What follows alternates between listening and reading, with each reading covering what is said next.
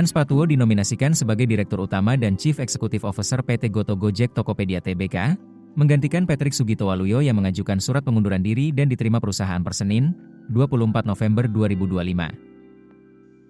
Nominasi ini menandai babak baru bagi Goto saat perusahaan memasuki fase pertumbuhan berikutnya menuju profitabilitas berkelanjutan.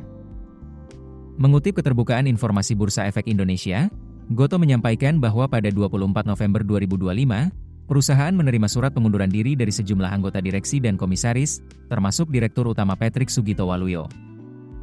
Posisi tersebut kemudian disiapkan untuk dialihkan kepada Hans Patuwo, yang akan diajukan sebagai Direktur Utama dan CEO melalui rapat umum pemegang saham luar biasa pada 17 Desember 2025.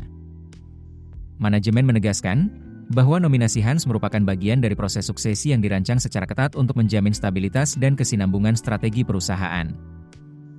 Langkah ini sekaligus menunjukkan komitmen Goto dalam memperkuat eksekusi operasional di tengah fokus perusahaan menuju pertumbuhan dan profitabilitas jangka panjang. Hans Patuwo bukan sosok baru di ekosistem Goto. Ia telah berkarir hampir 8 tahun di Gojek, GoPay, dan Goto.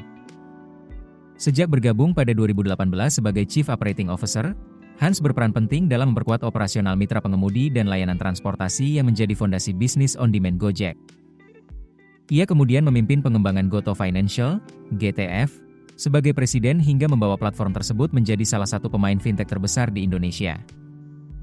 Dalam jabatan terkininya sebagai COO dan Presiden On-Demand Services, Hans memimpin seluruh operasional ekosistem Goto dan berkontribusi besar dalam meningkatkan efisiensi serta profitabilitas melalui disiplin operasional berbasis data.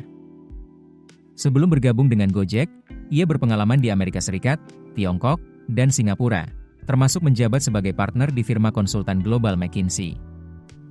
Selain pergantian pada posisi CEO, Goto juga menerima pengunduran diri Ade Mulyana dari jajaran direksi, serta Pablo Malai dan Winato Kartono dari Dewan Komisaris. Untuk mengisi posisi tersebut, Goto menominasikan Andre Sulistyo dan Santoso Kartono sebagai komisaris, yang dinilai mampu memperkuat fungsi pengawasan dan tata kelola perusahaan. Seluruh perubahan struktur manajemen tersebut akan dimintakan persetujuan dalam RUU PSLB pada 17 Desember 2025. Goto menilai transisi ini sebagai momentum penting untuk menegaskan ulang arah strategi dan memperkuat eksekusi operasional di tengah persaingan ketat industri teknologi dan ekosistem digital. Keputusan bisnis terbaik datang dari data, bukan tebakan. Mudah berlangganan Business Insight dengan subscribe with Google.